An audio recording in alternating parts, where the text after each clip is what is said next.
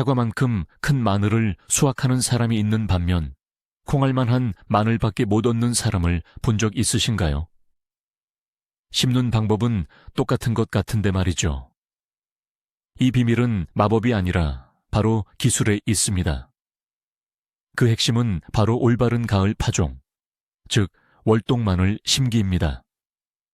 많은 분들이 가을에 대충 흙에 심어 놓으면 끝이라고 생각하시지만 사실 그것이야말로 실망스러운 결과를 낳는 지름길입니다. 오늘은 마늘 쪽을 심는 적절한 날짜를 고르는 것부터 겨울철 밭을 덮어주는 방법까지 이 과정의 모든 노하우를 공개하겠습니다. 이 영상을 보고 나면 마늘 심는 법을 완전히 새로운 시각으로 보게 될 것이며 내년 여러분의 수확물은 모두의 부러움을 사게 될 겁니다. 대부분의 사람들이 저지르는 실수는 무엇인지, 그리고 그 실수를 어떻게 피할 수 있는지 궁금하신가요? 자, 그럼 시작하겠습니다. 우선 마늘을 굳이 왜 가을에 심어야 하는지, 봄에 심으면 안 되는 이유부터 알아보겠습니다. 그 해답은 바로 마늘의 생물학적 특성에 있습니다. 월동마늘, 즉 가을에 심는 마늘은 봄에 심는 마늘과 달리 춘화 처리, 스트래티피케이션라고 불리는 저온 휴명이가 필요합니다. 쉽게 말해 땅 속에서 추위를 겪으며 충분히 얼어줘야 한다는 뜻입니다. 바로 이 땅 속에서의 겨울나기가 마늘 쪽에서 크고 실하며 쪽수가 많은 마늘을 만들도록 프로그램 명령을 가동시킵니다. 봄에 심으면 이러한 효과를 얻을 수 없습니다. 가을에 심은 마늘은 봄 햇살이 비추기 시작할 때 이미 발달된 뿌리를 가지고 잠에서 깨어납니다. 이 마늘은 봄철의 풍부한 수분을 모두 빨아들이며 왕성하게 자라나고 여름 더위가 오기 전에 우리가 원하는 그 거대한 마늘통을 완성하게 됩니다. 따라서 가을 파종은 단순한 취미가 아니라 풍성한 수확을 위한 과학적으로 검증된 방법이라고 할 수 있습니다. 자, 첫 번째이자 아마도 가장 중요한 핵심은 바로 심는 시기를 잘 정하는 것입니다. 초보 정원사 10명 중 9명이 이 시기 때문에 실수합니다. 이들은 너무 서둘러 심거나 아니면 반대로 서리가 내릴 때까지 미루곤 합니다. 황금률을 기억하세요. 마늘은 본격적인 한파나 영하의 기온이 시작되기 약 3, 4주 전에 심어야 합니다. 왜 하필 이 시기일까요? 이유는 간단합니다. 이 기간 동안 마늘 쪽은 뿌리를 충분히 내려 튼튼한 뿌리 수염을 만들어야 하지만 절대로 싹이 땅 위로 올라와서는 안 됩니다. 만약 따뜻할 때 너무 일찍 심으면 싹이 올라와 버리고 첫 강추위에 그 연약한 잎이 얼어 죽으면서 식물 자체를 약하게 만듭니다. 반대로 시기를 놓치면 마늘 쪽이 뿌리를 내릴 시간이 부족해서 차가운 흙 속에서 얼어 죽거나 썩어버릴 수 있습니다. 그러니 달력에 적힌 특정 날짜는 잊어버리시고 9월 말부터는 장기 일기예보를 꾸준히 확인하셔야 합니다. 흔히 10월 14일, 이른바 포크로프 성모 마리아 보호 축일에 맞춰 파종해야 한다는 대중적인 속설이 있습니다. 여전히 많은 분들이 이 날짜를 철석같이 믿고 있죠. 하지만 기후는 변하고 있다는 사실을 잊으면 안 됩니다. 우리 할머니 세대에 통했던 방법이 지금은 오히려 실패를 불러올 수 있습니다. 모스크바 근교의 포크로프 날씨와 러시아 남부 지역의 포크로프 날씨는 완전히 다른 기상 조건이기 때문입니다. 우리가 믿어야 할 유일하고 정확한 기준은 바로 토양과 기온입니다. 가장 이상적인 파종 시기는 일평균 기온이 섭씨 5도에서 7도 사이를 안정적으로 유지할 때입니다. 그리고 작물을 심는 깊이의 토양 온도가 10도까지 떨어져야 합니다. 물론 이걸 확인하려고 굳이 온도계를 들고 뛰어다닐 필요는 없습니다. 자연 현상과 일기예보를 관찰하는 것만으로 충분합니다. 밤 기온이 영하 혹은 0도 근처로 꾸준히 내려가기 시작하고 낮 기온이 더 이상 10도에서 22도 이상 오르지 않을 때 바로 그때가 적기입니다. 이 조건이 바로 앞으로 본격적인 서리가 내리기까지 딱 3, 4주가 남았다는 강력한 신호입니다. 자, 이제 어떤 마늘을 심어야 하는지에 대해 이야기해 봅시다. 모든 마늘이 가을에 심는 월동 재배에 적합한 것은 아닙니다. 마늘은 한지형 겨울 마늘과 난지형 봄 마늘로 나뉘는데 이 둘은 근본적으로 다른 식물입니다. 난지형 마늘은 봄에 심으며 추위에 약해서 작고 얇은 쪽들이 많이 달린 알이 형성됩니다. 반면 우리가 필요한 것은 바로 한지형 마늘입니다.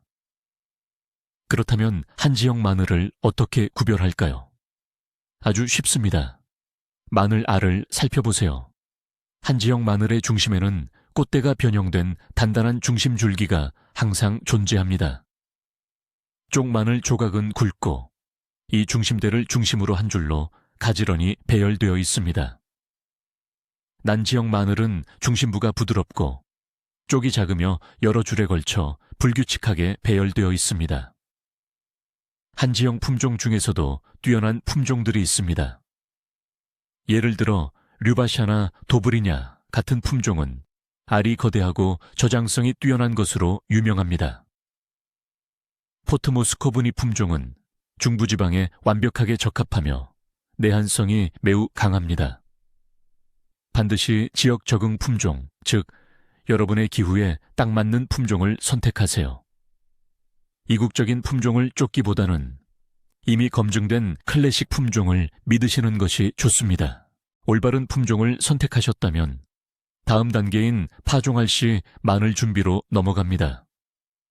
절대로 일반 마트에서 구입한 마늘을 파종용으로 사용하지 마세요. 대부분 발화를 억제하는 특수 물질로 처리되어 있어서 싹이 아예 나지 않을 수 있습니다. 반드시 직접 수확한 마늘을 쓰거나 믿을 수 있는 전문 재배 농가에서 구매해야 합니다. 이제 가장 중요한 단계인 선별입니다. 심을 마늘은 오직 가장 크고 가장 건강하며 외관이 완벽한 것들만 골라야 합니다. 아까워하지 마십시오.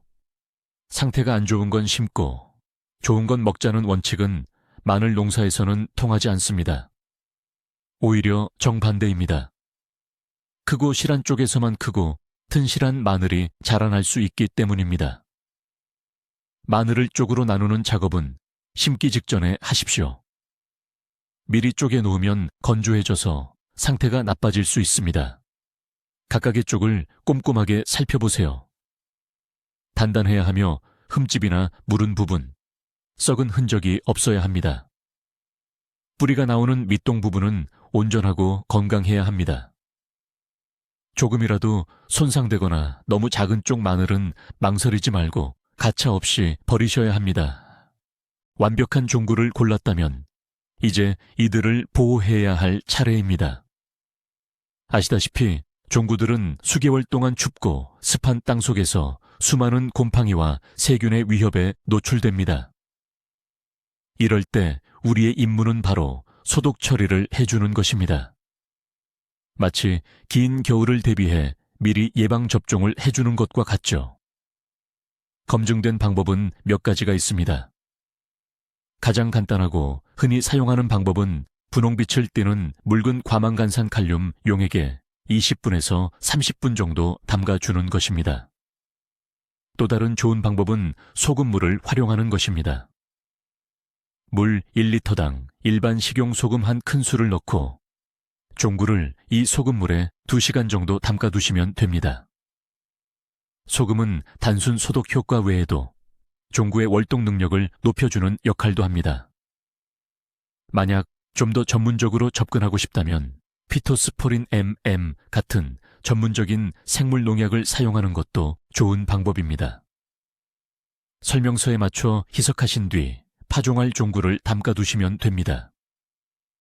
이러한 소독 절차가 끝난 후에는 종구들을 그늘진 곳에 한 겹으로 펼쳐서 살짝 건조해 줘야 합니다.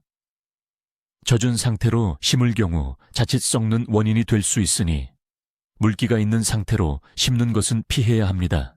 우리가 키울 왕마늘은 어디에 심어야 할까요? 재배지를 선택하는 것은 성공을 위한 또 다른 핵심 요소입니다.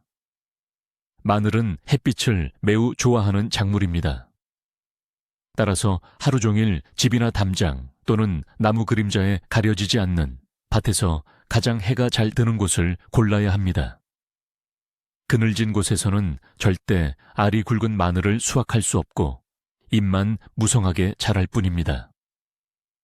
두 번째로 중요한 사항은 바로 지형입니다. 밭은 봄철이나 장마철에 물이 고이는 저지대 위치에서는 절대 안 됩니다. 마늘은 침수되는 것을 극도로 싫어합니다. 뿌리 주변에 물이 계속 고여 있으면 썩기 시작해서 결국 작물이 죽게 됩니다. 이상적인 장소는 평탄하면서도 햇빛이 잘 드는 곳, 혹은 작은 언덕이나 둔덕입니다. 만약 텃밭 자체가 저지대에 있다면 마늘 재배를 위해서는 반드시 20cm 이상 높이로 흙을 쌓아 올린 두둑을 만들어야 합니다. 이렇게 하면 봄철 물난리로부터 마늘을 보호할 수 있고 뿌리가 숨 쉴 수 있는 충분한 공기를 공급받을 수 있습니다. 베테랑 텃밭지기라면 돌려짓기, 작물 순환 재배의 중요성을 잘 아실 겁니다. 이건 단순히 어려운 용어가 아니라 건강한 밭을 위한 핵심 원칙이죠. 같은 작물을 같은 자리에 몇 년 연속 심는 것은 금물입니다. 특히 마늘을 심기 전에 그 밭에 무엇이 자랐는지가 아주 중요합니다. 마늘에게도 궁합이 잘 맞는 작물과 피해야 할 작물이 따로 있으니까요. 마늘이 가장 좋아하는 선행 작물은 호박, 오이, 애호박, 주키니 같은 이번데르르 박 과류박입니다. 또한 콩이나 완두콩 같은 워리류레르 두가류에나르나, 일찍 수확하는 양배추, 그리고 쌈 채소, IP 채소, 다음에 심어도 아주 잘 자랍니다. 이 작물들은 마늘과 병충해를 공유하지 않을 뿐더러 땅을 부드럽게 만들고 토양을 비옥하게 해주는 효과가 있습니다. 반면에 최악의 선행 작물은 바로 양파나 마늘 자체피입니다. 이들을 연작하면 토양에 마늘 흑색 썩은병이나 흰비단병 같은 특정한 병원균이 쌓이게 됩니다. 이런 땅에는 최소 3년에서 4년이 지나야 다시 마늘을 심을 수 있습니다. 또한 감자와 토마토 다음에 마늘을 심는 것도 피해야 합니다. 이 작물들은 토양의 영양분, 특히 마늘이 굵고 튼실한 구근을 만드는데 필수적인 칼륨 멸맛 성분을 과도하게 흡수하여 땅을 척박하게 만들기 때문입니다. 이제 심을 장소를 정하고 이전 작물을 확인했으니 미래 수확의 기반이 될 흙, 바로 토양을 준비할 차례입니다. 마늘은 배수가 잘 되고 비옥하며 통기성이 좋은 중성 토양을 가장 좋아합니다. 만약 밭의 흙이 무거운 점토질 찰흙이라면 반드시 개선 작업이 필요합니다. 흙을 부드럽게 하고 배수성을 높이기 위해 모래, 피트모스 또는 잘 썩은 톱밥을 넣어주세요. 반대로 흙이 너무 모래가 많아 척박하다면 보습성과 영양분을 높이기 위해 퇴비나 잘 숙성된 부엽토를 넣어주면 됩니다. 흙이 충분히 가라앉을 시간을 벌 수 있도록 심기 최소 2-3주 전에 미리 밭을 준비해야 합니다. 밭을 삽 깊이만큼 완전히 뒤엎고 잡초와 그 뿌리를 꼼꼼하게 제거해야 합니다. 흙덩이는 모두 부셔주세요. 이상적인 상태는 흙이 솜털처럼 아주 고와야 합니다. 이렇게 해야 마늘의 뿌리가 자유롭게 발달하고 숨을 쉴 수 있어서 결과적으로 마늘 구근의 크기에 직접적인 영향을 줍니다. 이 단계에서 절대 게으름을 피우지 마세요. 지금 여러분이 다음 시즌 전체의 기반을 다지는 것이기 때문입니다. 토양 준비는 단순히 밭을 가는 것으로 끝나지 않습니다. 우리는 흙에 필요한 영양을 제대로 보충해 줘야 하죠. 가을에 주는 비료는 이듬해 봄 마늘이 튼튼하게 시작할 수 있는 중요한 발판이 됩니다. 하지만 여기서 많은 분이 실수하는 아주 중요한 주의 사항이 있습니다.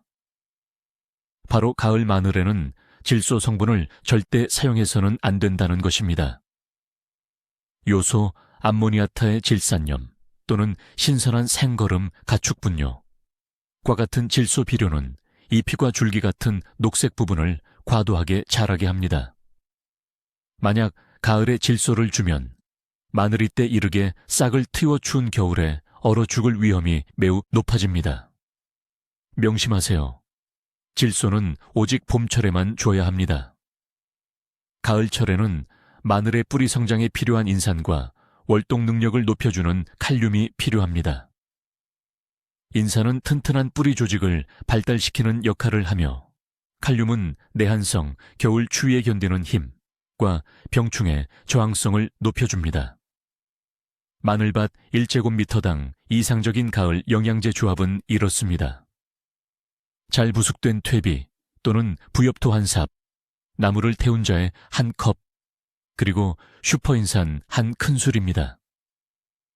이 모든 재료를 밭을 갈기 전에 표면에 고르게 뿌려줍니다. 다시 한번 강조합니다.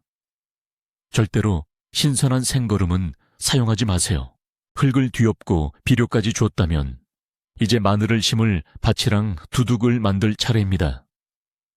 마늘은 평평한 면에 심기보다 두둑을 살짝 높게 만들어 심는 것이 좋습니다. 땅이 낮지 않은 곳이라도 두둑을 높여주면 봄철에 땅이 더 잘 데워지는 효과를 볼 수 있습니다. 두둑의 최적 너비는 약 1m 정도입니다. 이 정도 너비면 땅을 밟지 않고도 편하게 관리할 수 있습니다. 두둑이 완성되면 갈퀴를 사용해서 표면을 고르게 다듬어 주세요. 이제 마늘을 심는 골을 만들 차례입니다. 골은 삽자루나 나무 판자를 이용해 만들면 편리합니다.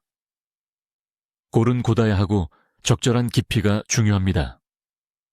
하지만 이 깊이에 대해서는 나중에 따로 이야기해 드릴게요. 이게 바로 핵심 비법이니까요.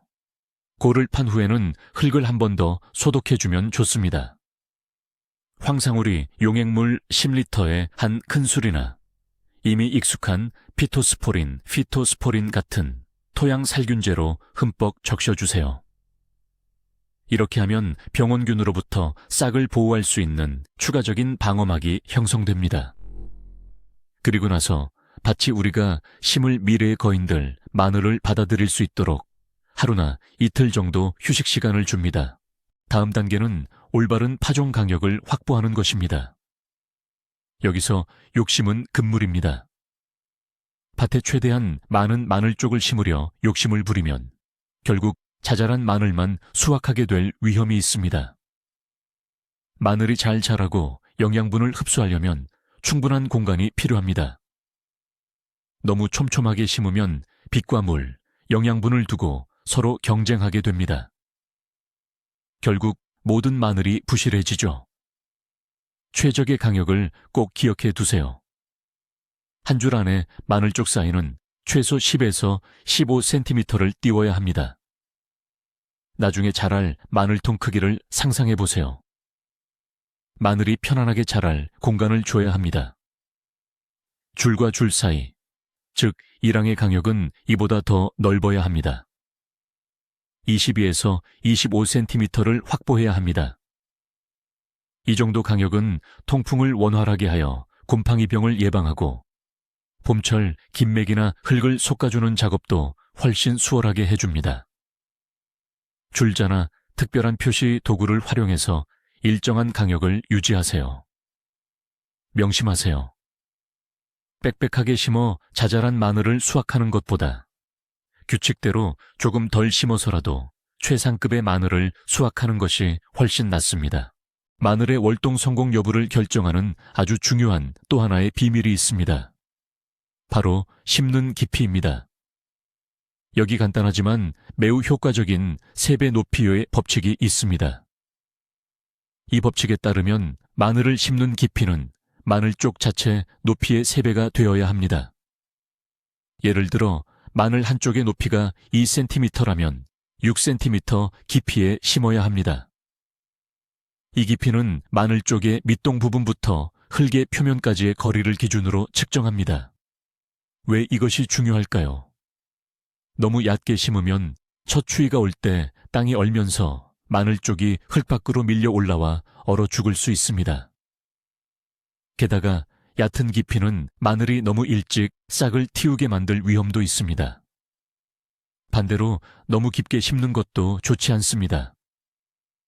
봄이 되었을 때 마늘이 흙을 뚫고 지상으로 올라오려면 엄청난 에너지를 소모해야 하기 때문입니다. 이로 인해 성장이 지연되고 결국 마늘의 알이 작아지게 됩니다. 그러니 게으름 피우지 마시고 마늘 쪽의 크기에 맞춰 적절한 깊이로 골을 만드세요.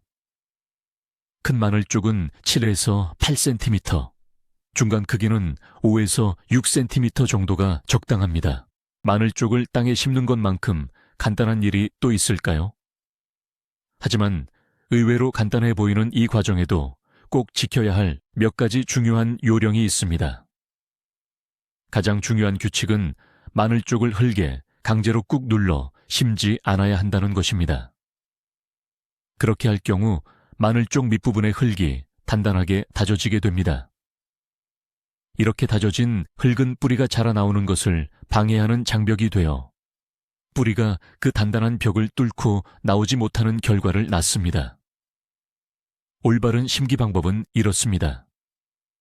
미리 준비된 적당한 깊이의 고래 마늘 쪽을 조심스럽게 놓아야 합니다. 놓을 때는 반드시 뿌리가 나오는 바닥 부분이 아래를 향하고 뾰족한 끝 부분이 위를 향하도록 수직으로 세워야 합니다. 만약 마늘 쪽을 옆으로 눕히거나 거꾸로 심는다면 싹이 햇볕을 찾아 올라오기는 하겠지만 그 과정에서 너무 많은 에너지를 소모하게 됩니다. 이는 결국 식물 자체를 약하게 만듭니다. 필요한 강역에 맞춰 모든 마늘 쪽을 골에 배치했다면 이제 흙을 덮어야 합니다. 이때 부드러운 흙으로 조심스럽게 덮고 갈퀴를 사용하여 밭 표면을 살짝 고르게 정리해 주세요. 흙을 밟거나 단단하게 다져서는 절대로 안 됩니다. 흙은 항상 폭신하고 공기가 잘 통하는 상태를 유지해야 합니다.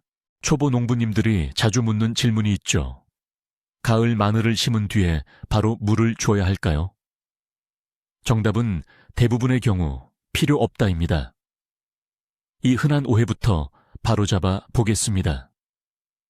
가을에는 보통 비가 와서 땅속에 이미 충분한 수분이 확보되어 있습니다. 그런데 추워지는 시기에 과도하게 물을 주는 것은 오히려 독이 될 수 있습니다. 이는 우리가 걱정하는 조기 발화를 촉진할 수 있습니다.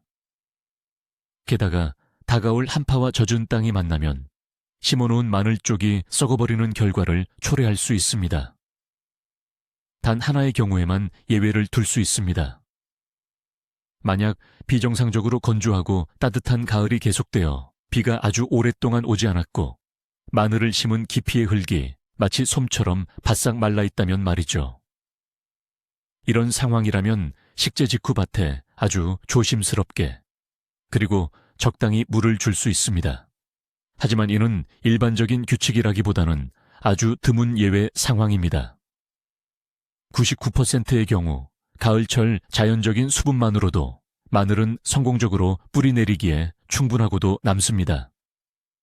그러니 물 뿌리개는 잠시 넣어두시고 자연의 섭리에 맡기셔도 괜찮습니다. 마늘 심는 작업은 제대로 마쳤지만 이걸로 끝이 아닙니다.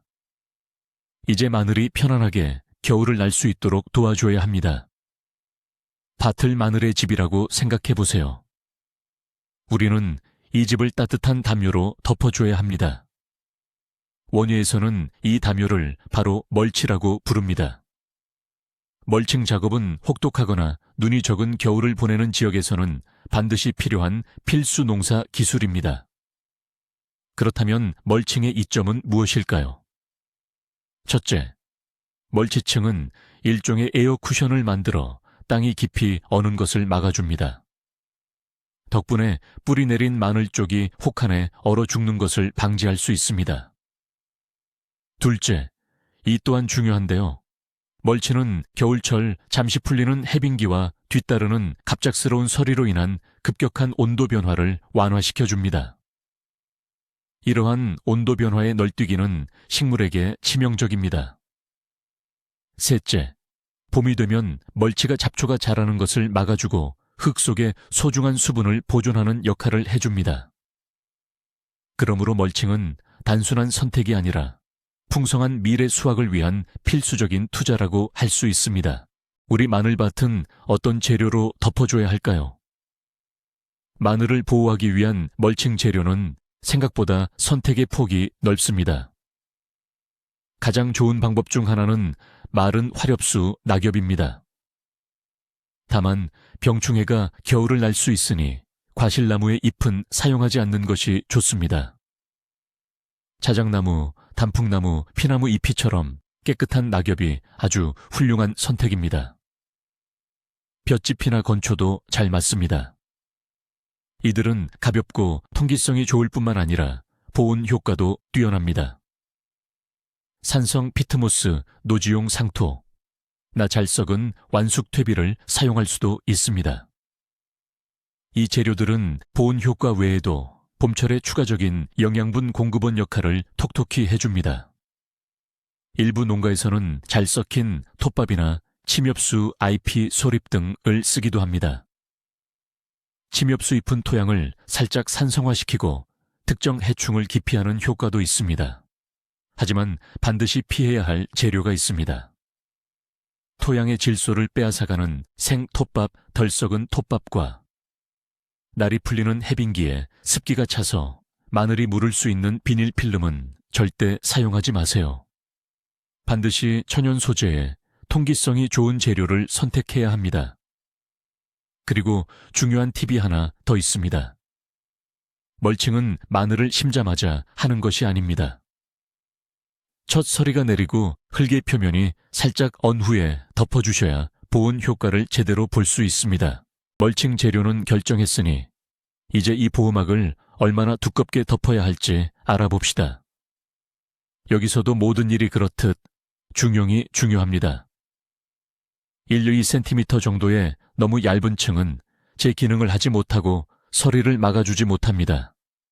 게다가 강한 바람에 쉽게 날아가 버릴 것입니다.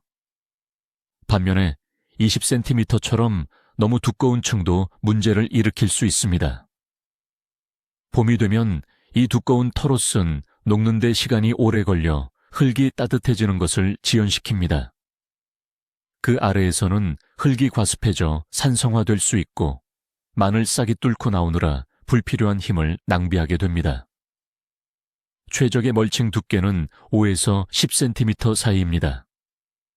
이 정도면 확실한 단열 효과를 제공하면서도 식물의 봄철 성장을 방해하지 않기에 충분합니다. 흙이 드러나는 부분이 없도록 밭 전체 표면에 멀칭 재료를 균일하게 뿌려주세요. 이 간단한 조치만으로도 성공적인 겨울나기 확률을 높이고 결과적으로 거대한 마늘 구근을 수확할 가능성을 크게 높일 수 있습니다. 겨울에 눈이 많이 내린다면 어떻게 관리해야 할까요? 밭의 눈을 일부러 덮어주는 것이 좋을까요? 네, 그렇습니다. 눈은 최고의 천연 보온제이자 한파로부터 작물을 지켜주는 훌륭한 보호막입니다. 만약 여유가 된다면 겨울 동안 멀칭된 밭 위에 눈을 충분히 쌓아주세요. 이렇게 두꺼운 눈이 덮여 있으면 아무리 혹독한 추위가 닥쳐도 토양 온도가 영하 5도에서 7도 이하로 내려가는 경우가 거의 없습니다. 이는 월동 마늘이 견디기에 아주 적합하고 안정적인 조건입니다. 하지만 눈을 덮어주는 것에는 주의해야 할 점도 있습니다. 봄이 되어 눈이 녹기 시작할 때 밭 표면에 단단한 빙판이나 얼음 껍질, 즉 빙층이 형성될 수 있습니다. 이 빙층은 공기를 전혀 통과시키지 못하기 때문에 마늘이 그 아래에서 산소 부족으로 질식해버릴 수 있습니다. 이는 매우 위험합니다. 따라서 봄이 되어 땅이 녹기 시작할 무렵 공기가 토양으로 들어갈 수 있도록 갈퀴를 사용해 이 얼음 껍질을 조심스럽게 부셔주어야 합니다. 밭은 가을 파종기뿐만 아니라 겨울철과 이른 봄까지도 꾸준히 세심한 관찰과 관리가 필요합니다. 많은 농부나 텃밭 가꾸는 분들이 이런 질문을 하십니다. 마늘종 끝에 달린 주화, 즉 씨앗 캡슐에서 나온 작고 동그란 통마늘을 과연 가을에 심어도 될까요? 답은 된다 정도가 아니라 반드시 해야 한다입니다. 이것은 종묘를 젊게 만들고 건강하게 유지할 수 있는 아주 훌륭한 방법입니다. 왜냐하면 일반적인 쪽마늘 번식 방식은 해마다 바이러스나 병이 축적되게 만듭니다. 하지만 이 주화를 통해 마늘을 키우면 바이러스로부터 완전히 깨끗한 1세대 씨앗을 얻을 수 있습니다. 가을에 이 통마늘을 심는 기술은 일반적인 마늘 쪽을 심는 방법과 거의 차이가 없습니다. 같은 깊이로 동일한 강역에 심어주면 됩니다. 다만 한 가지 차이가 있다면 이듬해에 이 통마늘에서는 여러 쪽으로 나뉜 온전한 마늘 구근이 나오는 것이 아니라 호두알 만한 크기의 크고 실한 하나의 통마늘이 다시 자란다는 점입니다. 그리고 바로 이 크고 건강해진 통마늘을 그 다음 가을에 다시 심으면 비로소 최상급의 정말로 크고 건강한 마늘, 구근을 수확할 수 있는 엘리트 종자로 활용되는 것입니다. 드디어 봄이 찾아왔습니다. 그렇다면 이제 다음 단계는 무엇일까요? 바로 겨울 동안 덮어두었던 멀칭 덮개를 걷어내는 작업입니다. 이 작업 역시 타이밍이 굉장히 중요합니다. 만약 멀칭을 너무 일찍 제거하면 갑작스러운 꽃샘추위나 늦서리로 인해 여린 새싹들이 큰 피해를 입을 수 있습니다. 반대로 이 시기를 놓치고 너무 늦게 걷어내면 멀칭 아래의 토양 온도가 더디게 올라 식물의 성장이 늦어지게 됩니다. 가장 좋은 기준은 눈이 완전히 녹고 땅이 해빙되어 마늘의 푸릇푸릇한 새싹 끝이 살짝 보이기 시작할 때입니다. 이때 새싹을 건드리지 않도록 조심하면서 밭고랑 위의 멀칭을 조심스럽게 걷어내야 합니다. 하지만 이 멀칭을 너무 멀리 치우지는 마세요. 나중에 다시 사용할 일이 생길 수 있습니다. 밭을 깨끗하게 정리했다면 이제 첫 번째이자 아주 중요한 작업인 흙을 얕게 갈아주는 작업 합시가, 즉 표토 부수기를 진행해야 합니다.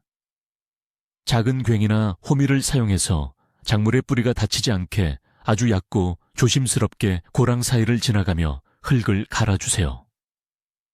이 작업은 겨울 동안 딱딱해진 표면을 부수어 뿌리에 공기를 공급하고 또한 땅속 수분이 증발하는 것을 막아주는 중요한 역할을 합니다.